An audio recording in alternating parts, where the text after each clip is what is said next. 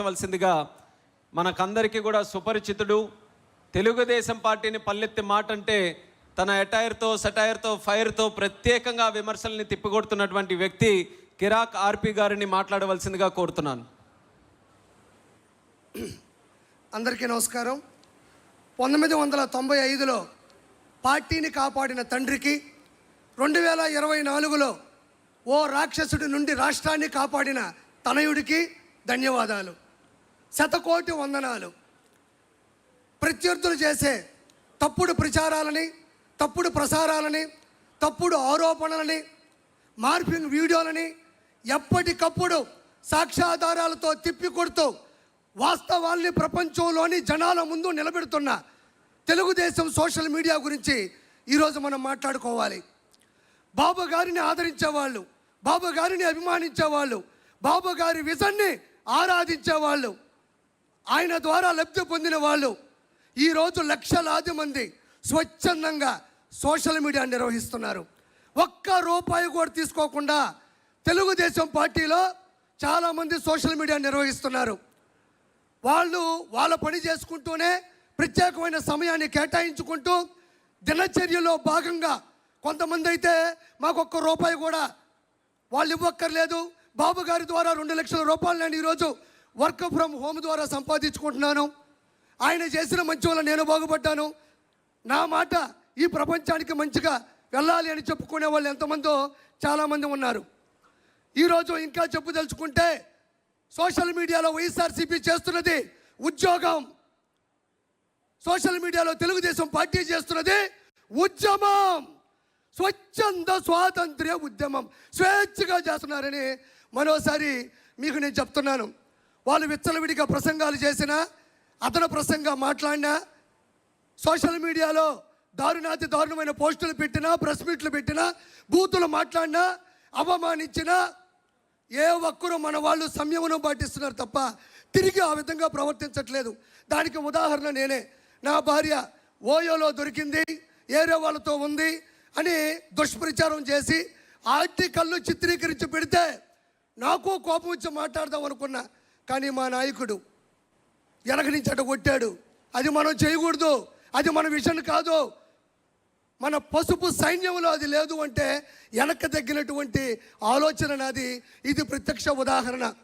దీనితో పాటు గ్రామ స్థాయి నుండి, మండల స్థాయి నుండి, జిల్లా స్థాయి నుండి, రాష్ట్ర స్థాయి నుండి, ప్రపంచ స్థాయి వరకు కొన్ని కోట్ల మంది లక్షలాది వాట్సాప్ గ్రూపుల ద్వారా, స్టేటస్ల ద్వారా, యూట్యూబ్, ఫేస్బుక్, ఎక్స్, ఇన్స్టాగ్రామ్, సొంతంగా యూట్యూబ్ ఛానల్ ద్వారా సామాన్య ప్రజలకి సమంజసంగా విషయం వెళ్ళేటట్టు ప్రచారం చేస్తున్న ప్రతి ఒక్కరికి ధన్యవాదాలు. ఇక్కడ మనం ప్రముఖంగా చెప్పుకోవాలి.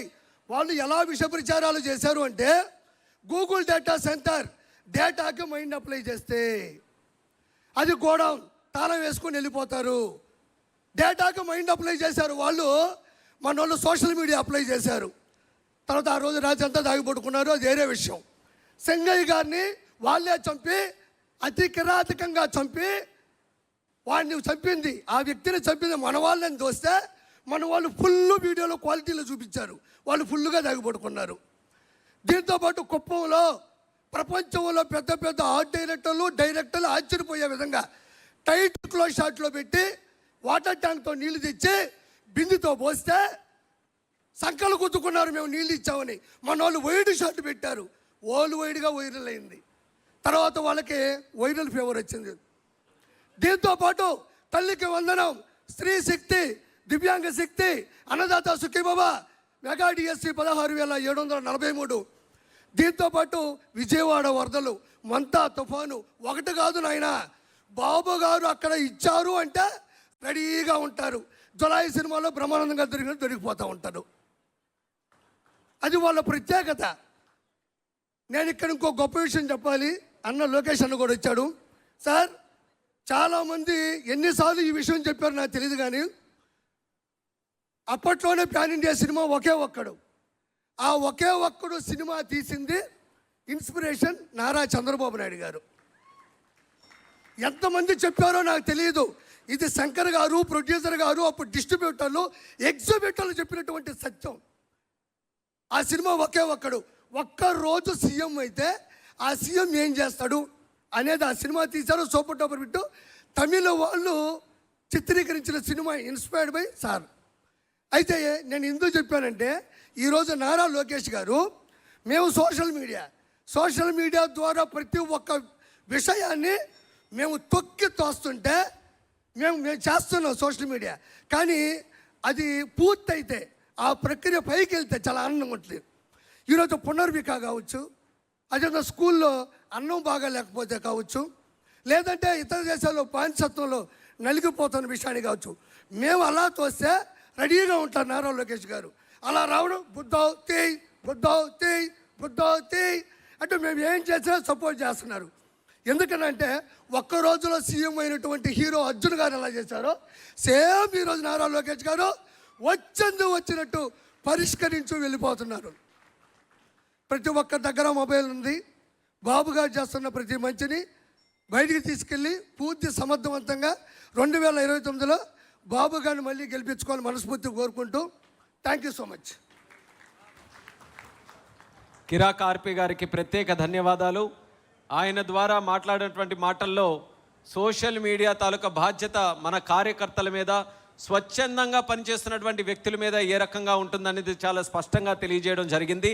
క్షేత్రస్థాయిలో మన కార్యకర్తలు పనిచేసినప్పుడు శారీరకంగా ఎంత ఒత్తిడి ఫీల్ అవుతారో, మరి సోషల్ మీడియాలో పనిచేస్తున్నటువంటి కార్యకర్తలు కూడా మానసికంగా అంత ఒత్తిడికి గురవుతారనేది కూడా మనం గుర్తించాలి. అందుకని ఈ మహానాడు వేదిక ద్వారా సోషల్ మీడియాలో పనిచేసినటువంటి ప్రతి ఒక్క కార్యకర్తకు కూడా హృదయపూర్వకమైనటువంటి ధన్యవాదాలు తెలియజేయవలసిందిగా, నాతో పాటు ఎక్కడెక్కడైతే సభలో పాల్గొన్నటువంటి ప్రతి ఒక్కరు కూడా సోషల్ మీడియా టీమ్స్కి మాత్రం ప్రత్యేకంగా గుర్తిస్తూ వాళ్ళందరికీ కూడా అభినందించాలని ఈ సభాముఖంగా